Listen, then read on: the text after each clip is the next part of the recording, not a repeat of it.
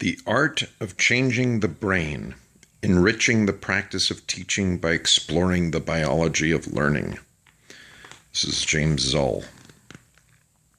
I decided to stop lecturing several years ago, and my students have been active and engaged in class ever since. But once in a while I slip back into that lecturing habit, and the minute I do, my students also slip back to that stupor that made me abandon the practice in the first place.